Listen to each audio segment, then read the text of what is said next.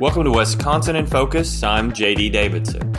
Students on college campuses around the country continue to protest, challenging schools to stop doing business with Israel or with companies that say they support the war in Gaza.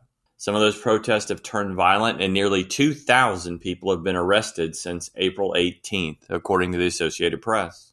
Earlier Thursday, President Joe Biden condemned the violence. Thankfully, violence hasn't been seen at the University of Wisconsin, but the state's flagship university hasn't been immune from protests and controversy. Joining us today is Ben Yount, Wisconsin contributor for the Center Square. Ben, walk us through what's been happening on two UW campuses over the past week or so. Yeah, and you got to remember that there are 13 four-year campuses, everywhere from way far northern Wisconsin up next to the Minnesota border down to Milwaukee. And so when we talk about the University of Wisconsin, we're talking about a bunch of different campuses that all serve different students, that all are of different size, of different, I don't want to say political inclination, but UW-Madison certainly is a different place than UW-River Falls. But we're talking about Madison and Milwaukee.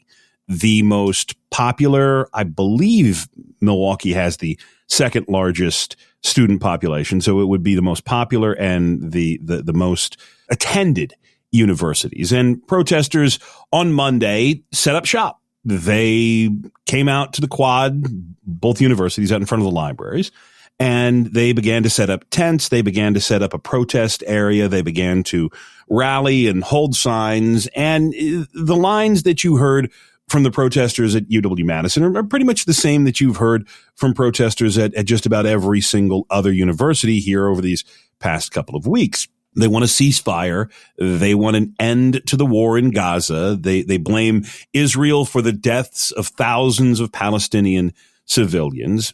More specifically, these protesters want the UW to divest from Israel in every way, shape, and form that it can. The protest group in Milwaukee said that the university needs to be less compliant in this war. And the University of Wisconsin knew this was coming. Late Friday, they set out a flurry of reminders, I guess would be the best way to describe it, that said camping is not allowed on campus. We absolutely respect your right to protest, and the university has a rich history of welcoming protests, but you're not allowed to set up tents. You're not allowed to spend the night.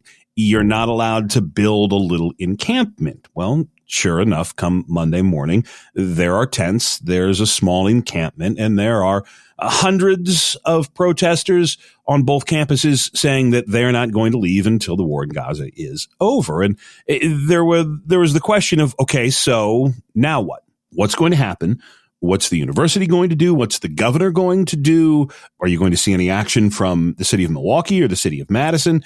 And there was this sort of uneasy standoff till early Wednesday morning, not super early. Again, 7 o'clock, sun was up. This was not a middle of the night police raid, but the UW-Madison Police Department, along with the sheriff's office there in Dane County, and even some state troopers came in. They were dressed in their riot gear. They had their big plastic shields, and they started walking in a line and moving students back. And as once the first line of officers clear, the backup officers come in, tear down the tents, throw them away, take them away.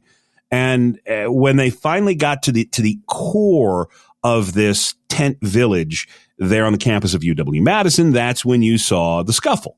And 7 officers, I want to say, maybe 8, were injured as protesters fought back. Now, this was not tear gas and billy clubs. This didn't look anything like Chicago's DNC in 1968. This was, an officer would try and grab a protester to pull them off to take them into custody, and 2 or 3 other protesters would grab that officer and try and wrestle away so the protester could run free. And, if you've watched any of the videos of this from any of these college campuses, you're familiar with this.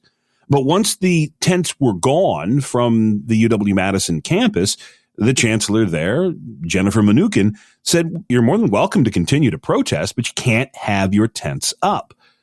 Over at UW-Milwaukee, different campus, different chancellor, different reaction. the tents there have stayed. And there's no indication from the chancellor in Milwaukee that they plan to have police officers, the sheriff's department, the state patrol come and move the tents. Now, a bit of a smaller protest on the Milwaukee campus, about 100 kids, maybe.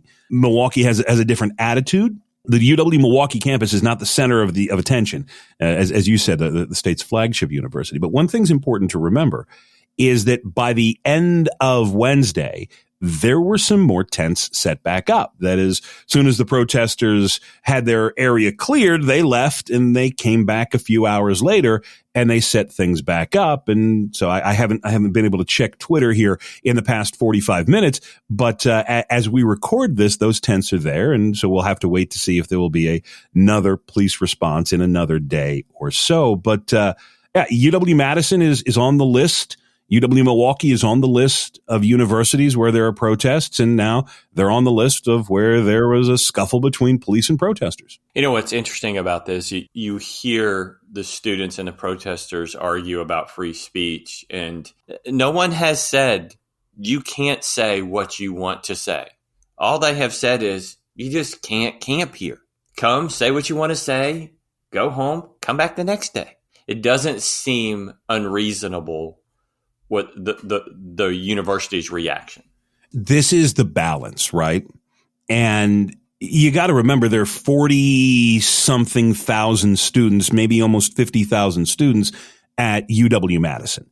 And you had a couple of hundred students who were camped out on the library mall.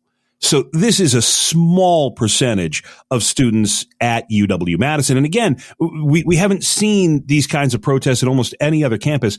I was flipping through the paper in Green Bay because every day I got to read every single market to see what's going on around the state. And they had a picture of the protest at UW Green Bay, and it was 4 people. That the vast majority of UW students, they're not out there. They're not chanting, from the river to the sea. They want nothing to do with this. They're taking their finals. They're getting ready to go home for the summer. But yeah, this on the UW-Madison campus was not even about the sort of tone of these protests. We had reports from the police sweep that, officers heard some anti-Semitic things, some Heil Hitlers from the crowd. And the university has been very good since the beginning of this to say, look, we're not going to let you intimidate anyone. We're not going to tolerate racism or anti-Semitism or any of that. If you want to protest, but you got to follow the rules. You got to follow the law. And if you don't, well, then we're going to have to step in. And yeah, an awful lot of these protesters want to frame this as the university is cracking down and they are intolerant and they're fascists.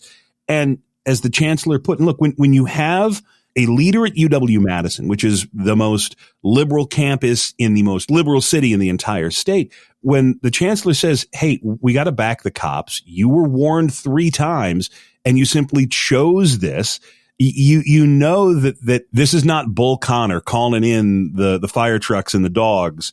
This is not someone who is overreacted. The line from the university is you can protest all you want, you just can't camp on campus. I doubt if this ends anytime soon in Madison and certainly across the country. Ben, thanks for joining us today. Listeners can keep up with this story and more at thecentersquare.com. Do you care about classroom curriculum, transparency policies, and how your taxpayer dollars are invested in education, but you find it hard to cut through the partisan noise? Chalkboard News is bringing you straight news reporting on public K-12 education. We're talking news without spin. Chalkboard News publishes fact-based stories that make sense to parents, teachers, and readers who have skin in the game. Get this news delivered to your inbox for free by signing up at chalkboardnews.com. Subscribe today at chalkboardnews.com.